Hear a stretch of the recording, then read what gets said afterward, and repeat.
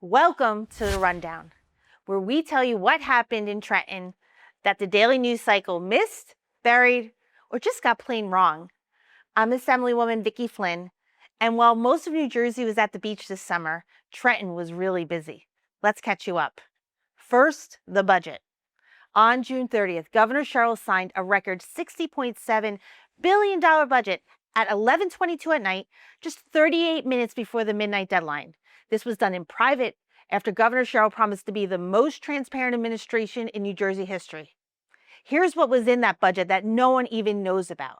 $800 million in new taxes, after she promised no new taxes.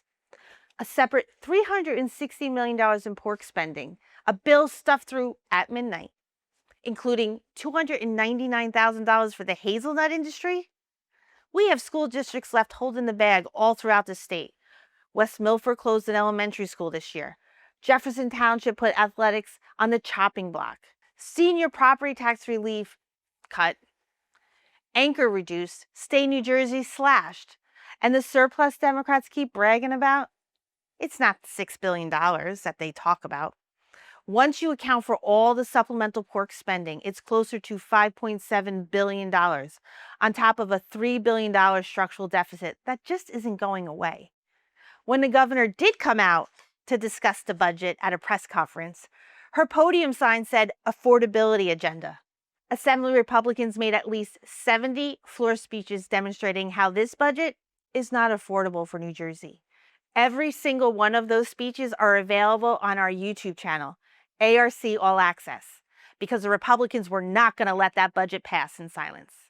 Second, and this one is personal to all the Assembly Republicans. On July 21st, Governor Sherrill announced that 6,600 non-citizens were improperly registered to vote through the Motor Vehicle Commission between 2023 and 2024, and up to 400 of them cast ballots in our election. She blamed the vendor, a company called Idemia. Idemia pushed back, telling reporters the data was always correct and always available to the state.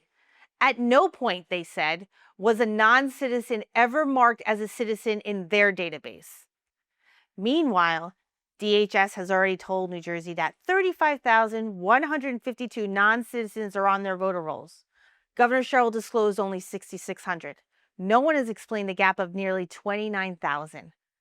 Why is this personal for me? Well, earlier this year, I sponsored a Republican amendment to add voter ID to the Voter Empowerment Act.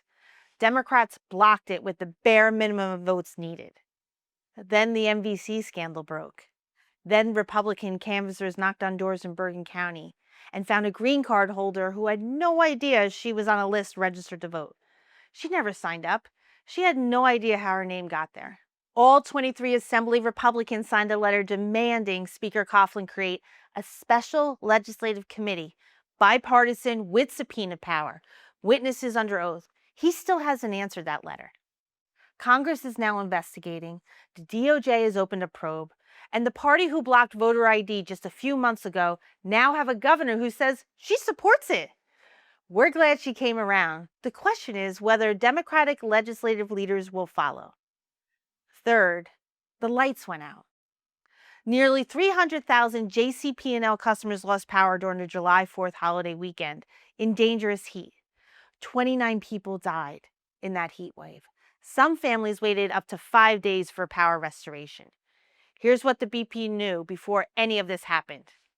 In August of 2025, they formally found that JCP&L had failed reliability standards for 3 consecutive years. They wrote it down, fined the company $44 million, and then JCP&L spent its energy fighting that fine, not fixing the problem. The same BPU cut your summer electric bill credit from $100 to $25 this year, during the heat wave. Assemblyman Alex Sawicki demanded a public reliability hearing. He also found a state law on the books since 2021 requiring the BPU to develop a ratepayer relief plan that apparently no one in Trenton knew about. After months of pestering, the Sherrill administration admitted it had only recently become aware of this requirement, and within hours, a hearing was announced. I'm glad they found the law, Sawicki said. Now, let's find the savings. That's what Republican oversight looks like. And finally, something that should outrage every retired teacher, police officer, and state worker in the state of New Jersey. New Jersey's state treasurer testified this summer that a cost of living adjustment for retired public employees is approximately 25 years away. 25 years. A retired police officer watching inflation erode his pension was told to wait until 2051. A retired teacher stretching a fixed income against rising grocery and utility bills was told the system needs to reach 80% funding first, and that's a 25-year timeline. Meanwhile, the budget found $360 million for midnight pork, $110 million to bail out Jersey City, $20 million in legal defense funds for non-citizen voters. Assembly Republicans have sponsored legislation to provide COLA increases. Democrats haven't moved it. Retirees don't have 25 years to wait, and they shouldn't have to. That's the rundown for the summer. A budget signed at midnight, a voter roll scandal still unfolding, lights out over July 4th, and retirees told, wait 25 more years. If you want to go deeper on any of these stories, floor speeches, press releases, member explainers, everything is linked below.